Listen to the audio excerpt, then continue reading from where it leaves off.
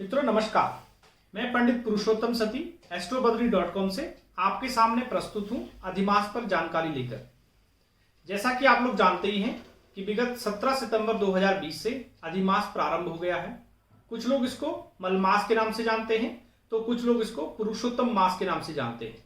आपके सामने कोई भी नाम आए, इसका तात्पर्य एक ही होता है और इसके विषय में आज हम विस्तार से चर्चा करने वाले हैं। मित्रों, हमारी सनातन संस्कृति में दो प्रकार के मास होते हैं। एक होता है सौर मास और दूसरा होता है चंद्रमास। चंद्रमा की गति के आधार पर जो माह होता है उसको हम चंद्रमास कहते हैं और सूर्य की गति के आधार पर जो हमारे महीने बनाए गए हैं उसको हम सौर मास कहते हैं। जो सूर्य होता है वो एक राशि में 30.44 डेज यानी कि 30 दिन से थोड़ा अधिक समय एक राशि में रहता है, तो इस ड्यूरेशन को हम सौर मास कहते हैं। वहीं जो चंद्रमा होता है जिसका मूवमेंट सन के मूवमेंट्स के रिलेटिवली फास्ट होता है, ये पूरा 12 राशियों का जो जोडियाक होता है वो 29.53 डेज में कंप्लीट करता है। तो एक सर्कल पूरा करने में जो मून को टाइम ड्यूरेशन लगता है उसको हम चंद्रमास कहते हैं। तो यहां पर आप देख रहे हैं कि जो सौर मास और चंद्रमास है उन दोनों के बीच में एक डिफरेंस क्रिएट हो गया है।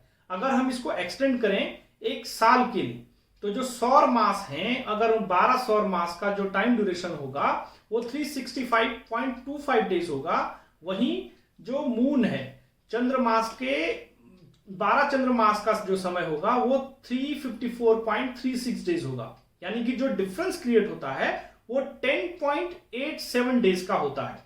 अगर हम इस डिफरेंस के साथ और आगे बढ़े, एक साल के आगे बढ़े, तो हर 32.5 मंथ्स में जो एक डिफरेंस क्रिएट होता है वो एक चंद्रमास के ड्यूरेशन के बराबर क्रिएट हो जाता है।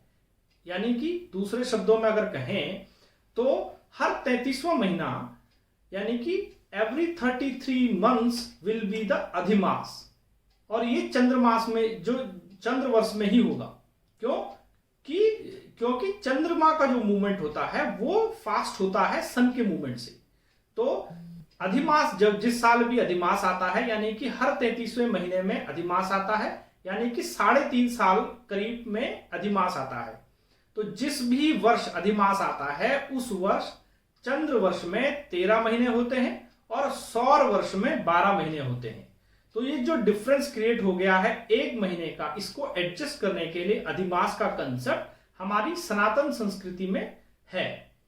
और इसका दूसरा कारण ये भी होता है कि अगर हम इस एक महीने के डिफरेंस को एडजस्ट नहीं करेंगे तो हमारे जो पर्व और त्योहार होते हैं, पर्व और त्योहार हम जानते हैं कि चंद्रमा के मूवमेंट के हिसाब से ही मनाए जाते हैं। अगर हम इसको इस टाइम डिफरेंस को एडजस्ट नहीं करेंगे तो हमारे पर्व और त्योहार होते हैं वो ऋतु से अभी अलाइंड होते हैं कि हर पर्टिकुलर ऋतु में ये त्योहार मनाया जाएगा और इस ऋतु में दूसरा त्योहार मनाया जाएगा। अगर हम इस डिफरेंस को एडजस्ट नहीं करेंगे तो ये हमारा जो सिमेट्री है आज की डेट में कि त्योहार और ऋतु की जो ये सिमेट्री है ये बिगड़ जाएगी। जैसा कि हम लोग जानते ही हैं कि हमें, जैसे एक उदाहरण के तौर पर हम अगर होली को लें, होली मार्च या अर्ली अप्रैल में आती है। अगर हम इसको टाइम को एडजस्ट नहीं करेंगे अधिमास के द्वारा तो हो सकता है कि कभी आपकी होली जून में आए, कभी हो सकता है सितंबर में आए। तो आप समझ गए होंगे कि ऋतुओं के और त्योहारों के जो ये हमारे सनातन संस्कृति में प्रोविजन है, इसको ध्यान में रखते हुए और चंद्रमा और सन के मूवमेंट में जो ये डिफरेंस है उसको एडजस्ट करने के लिए अधिमास होता है। अब अगला प्रश्न ये होता है, कई लोग पूछते हैं कि पंडित जी पहली बार ऐसा हुआ है कि पितृपक्ष खत्म होने के बाद नॉर्मली होता है कि अगले दिन से ही नवरात्रे प्रारंभ हो जाते हैं। इस बार पहली बार ऐसा हुआ है कि पितृपक्ष खत्म हुआ उसके एक महीने बाद नवरात्रि प्रारंभ हो रही है।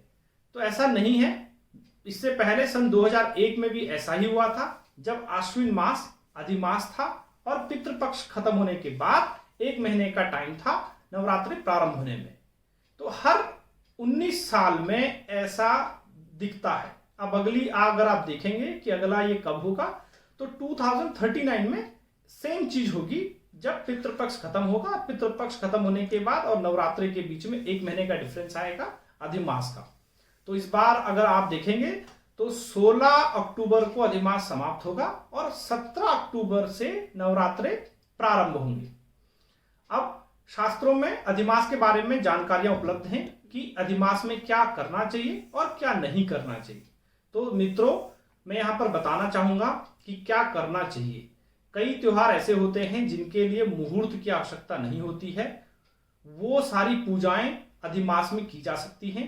और अधिमास में जो निषेध कहा गया है, यानी कि जो हमें नहीं करना चाहिए, वो ऐसी पूजाएं हैं या ऐसे संस्कार हैं जो कि मुहूर्त पर डिपेंड करते हैं, जिनके लिए हम विशेष मुहूर्त निकालते हैं। जैसे कि विवाह संस्कार, विवाह के लिए हमें मुहूर्त निकालना पड़ता है, और या कि वधू प्रवेश कराना या गृह प्रवेश कराना, भूमि पूजन कराना, ऐसे सारे चीजों के लिए या ऐसे संस्कारों के लिए, पूजाओं के लिए हमें मुहूर्त की आवश्यकता होती है। किसी का चूड़ाक्रम करना है, किसी का जनेऊ कराना है, किसी का मुंडन कराना है, ये सारे संस्कार होते हैं जिनके लिए हमें विशेष मुहूर्त की आवश्यकता होती है। वहीं पर कई पूजाएं या संस्कार ऐसे होते हैं जिनके लिए हमें मुहूर्त की आवश्यकता नहीं होती है। उदाहरण के तौर पर अगर किसी का बच्चा पैदा हुआ है तो जो संतान उत्पत्ति के 11वें दिन में नॉर्मली हम नामकरण करते हैं। तो नामकरण टाइम बाउंड संस्कार है कि इतने दिनों में हमें नामकरण कराना ही है, इसके लिए हमें कोई मुहूर्त की आवश्यकता नहीं होती है। वहीं पर छठे दिन में हम षष्ठी देवी की पूजा करते हैं। तो षष्ठी देवी की पूजा छठे दिन ही होगी, चाहे वो अधिमास हो चाहे ना हो, क्योंकि इसके लिए मुहूर्त की आवश्यकता नहीं होती है। उसके इस अतिरिक्त कुछ पूजाएं होती हैं जो अधिमास में विशेष फलदायी होती हैं, जैसे कि सत्यनारायण भगवान की कथा करना, रुद्राभिषेक करना या भागवत करना, जप करना।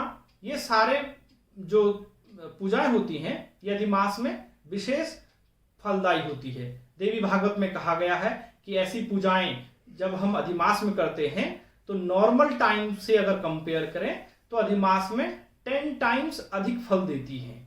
इसीलिए मित्रों, मैं कहना चाहूंगा कि ऐसा नहीं होता है कि अधिमास में कोई भी पूजाएं नहीं हो सकती हैं।